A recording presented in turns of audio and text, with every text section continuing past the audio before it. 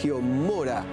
Sergio, ¿qué tal? Muy buenas noches para vos. Ya 12 de la noche, 12:03, ¿no? La madrugada. Así es, exactamente. Mira, un día realmente muy movido, comenzó todo un poquito antes de mediodía, iba a ser un consistorio en el cual nadie se lo esperaba, ni los propios periodistas, a tal punto que en la sala de prensa del Vaticano solo había 4 vaticanistas, y la primera que lanzó la noticia de Lanza, una colega nuestra, es porque ella sabe latín, estudió latín, y cuando el Papa dio el discurso entendió la gravedad del problema. Claro. Y esa profesionalidad les premió a tal punto que Lanza fuera absolutamente la primera que lanzó ese flash: el Papa ha presentado su renuncia. Todos estábamos incrédulos hasta que después, poco a poco, se fue quedando claro, y el padre Federico Lombardi, el portavoz del Vaticano, dijo en la sala de prensa a las 12:30 es una reunión con todos los periodistas que quieran venir. Y todos los que estábamos acreditados claramente corrimos de donde estábamos para entender qué estaba sucediendo. Bien, allí estás en la medianoche en el Vaticano. ¿Dónde estás ubicado?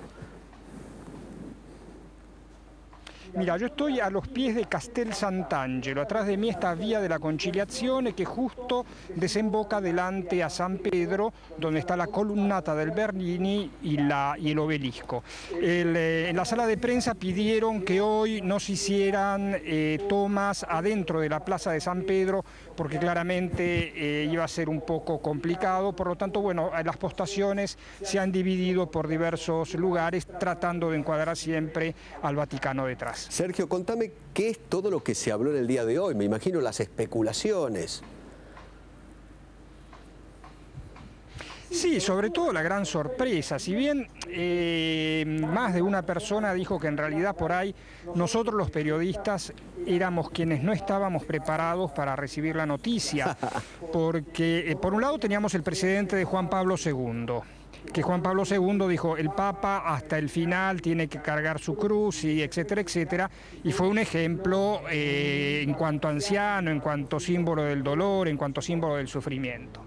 Y ahora en cambio Benedicto XVI, que en un determinado momento dice: las fuerzas físicas me faltan, un Papa tiene que estar de acuerdo con las circunstancias, y en los últimos meses he notado un bajón físico que me ha hecho reflexionar, y delante de Dios, sabiendo la responsabilidad que me tomo, he decidido de presentar la renuncia. Se habló mucho de los últimos 2 viajes del Papa, ¿no? Que ya se lo veía muy desmejorado y muy cansado.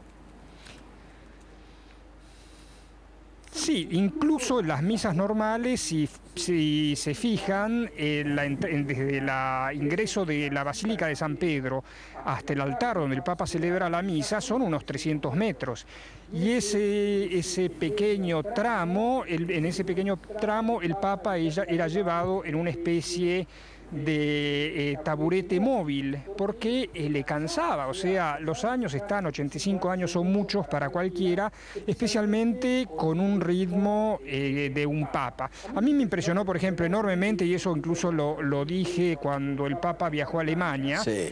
En 3 días, si no me equivoco, fueron 16 discursos, 16 en 3 días. O sea, una cosa que a mí me tocó seguir personalmente con Juan Pablo II un viaje en Bosnia, y yo quedé masacrado. Ahora, de cansancio. Imaginamos, no es un Papa. Yo me acuerdo en Bosnia que en la mañana en el hotel, muertos, nos prendimos la televisión en el cuarto que teníamos, y el Papa ya estaba celebrando misa, y nosotros todavía no habíamos logrado ni levantarnos de tan cansados que estábamos del día anterior. Sí.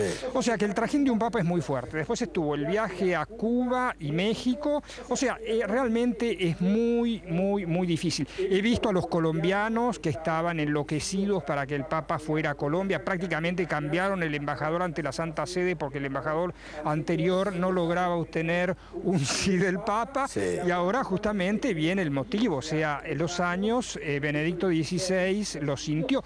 Y Padre Lombardi fue claro. O sea, el portavoz del Vaticano fue muy claro, dijo: no hay una enfermedad, no hay un problema de enfermedad, es un problema de decaimiento debido a la edad.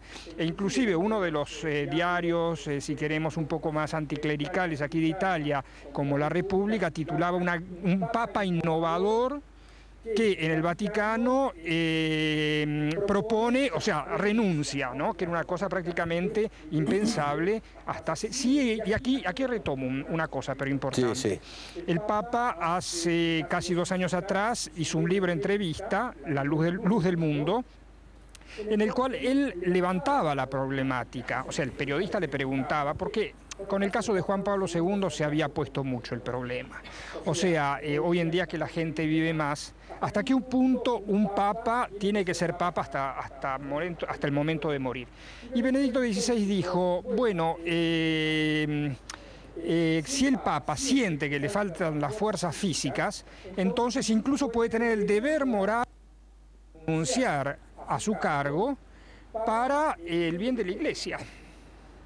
Tal cual. O sea, una línea muy distinta pero impecablemente aceptable, como la de Juan Pablo II, pero muy distinta siempre con la idea del bien de la Iglesia. Sergio, contame, ¿se sabe ya dónde y cómo tomó la decisión?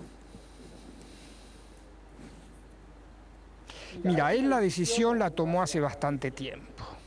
La meditó mucho. Inclusive cuando fue ese libro entrevista, en una parte, la primera pregunta, porque son 2 preguntas, él dice, en este momento sería imposible, porque en ese momento era la tempestad o la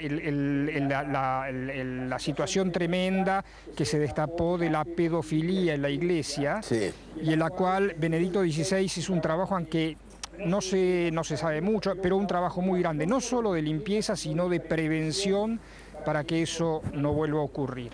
Porque antes eso era tratado más a nivel de los episcopados locales, en cambio ahora todo eso viene a Roma y acá bueno, él ya era en ese momento de la Congregación de la Doctrina de la Fe, y después como Papa, o sea, giró los tornillos en el sentido justo. Entonces él en ese momento dijo, un Papa en este momento tiene que estar en el timón de la Iglesia, pero no descarto que en una situación normal, tranquila, etcétera, etcétera, un Papa pueda renunciar.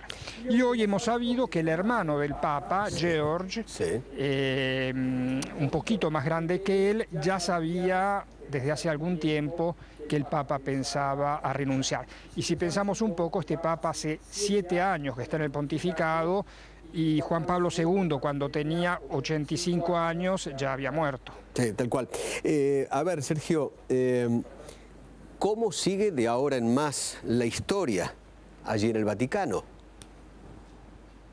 Bueno, de aquí al 28 todo debería seguir relativamente igual. O sea, el Papa va a rezar el Ángelus en su ventana el domingo, va a celebrar la misa en San Pedro, va a hacer las audiencias y las catequesis los miércoles. Claro, van a ser un poco regadas de lágrimas, digamos la verdad, porque claro, todos los discursos van a ser agradeciéndole y llorando un poco, o sea, un poco lo que en la Divina Comedia Dante hablaba del ben perduto, o sea, cuando se pierde algo a veces uno lo siente más que cuando lo tenía. Sí. Y entonces, si bien este Papa no fue nunca una persona carismática como Juan Pablo II, a la distancia de 7, 8 años empieza a entender todo un trabajo que él hizo así muy tranquilo, pero muy profundo, de transparencia, de limpieza en la Iglesia, etc. En ese sentido recuerdo que el Banco Vaticano, ¿no?, el OIOR, el Instituto de cuyo nombre en realidad es el Instituto de Obras Religiosas, que prácticamente fue puesto en regla con toda la normativa europea y con mucho cuidado de que no hubiera ningún tipo de reciclaje, con un sistema realmente muy transparente. Y otras tantas medidas. Me recuerdo, por ejemplo, el último sínodo de obispos sobre la nueva evangelización. Sí. Los periodistas teníamos los discursos en directa, o sea, estábamos más informados que los relatores que venían a contarnos qué es lo que había pasado en el sínodo. Bueno, esas cosas antes en la sala de prensa no sucedían, o sea, hubo una directiva de Benedicto XVI de mucha transparencia. Bueno, y eso fue muy positivo. Y en el último tiempo... Volviendo... sí. Sergio, no, decía, en el último tiempo Benedicto XVI se había convertido justamente en el primer papa a utilizar redes sociales, por ejemplo. Va a ser recordado, por ejemplo, por eso también. Claro, claro. Sí. Si bien claramente no es que él fuera una persona pero él alentó todo lo que sea lo que él llamó la nueva evangelización, que en realidad nace con Juan Pablo II, pero él creó incluso un ministerio, un dicasterio para la nueva evangelización, porque es necesario, primero, él dijo, actualizar el sistema de transmitir y de comunicar. Claro. Porque los contenidos del Evangelio, dijo el Papa, son válidos aún hoy en día, pero hay que saber transmitirlos y hacerlos llegar. Y eso fue indudablemente fue algo importante. Sergio, me quedan solamente 2 minutos. Y después él no mostró en ningún momento... Sí. Me quedan 2 minutos de satélite. Entonces, ¿qué va a pasar ahora? Sí. Perfecto, entonces el Papa después del 28 de febrero, acabado a las 8 de la noche, termina su mandato. Él probablemente va a estar aquí en el Vaticano o ya en Castel Gandolfo. O sea, del 28 de febrero en adelante el Papa está en Castel Gandolfo. Sucederá el nuevo cónclave, probablemente el Camerlengo lo llamará los primeros días de marzo, el 10-15 de marzo será el cónclave y probablemente para el 20 ya tendremos un nuevo Papa. Él pasará a vivir dentro del Vaticano, pero no es dicho que él no pueda salir, no pueda viajar, no pueda escribir libros. O sea, con la discreción que lo caracteriza, él va a tomar una posición de segundo plano, pero seguramente va a estar ahí. O sea, no va a ser un preso en el Vaticano. Bien, Sergio, ha sido muy, pero muy amable. Te mandamos un abrazo muy grande desde Buenos Aires. Buenos Aires es mi ciudad, también a todos claro. Por allá. Felicidades. Abrazo grande. Sergio Mora, periodista en el Vaticano. Estamos con Cocho López otra vez.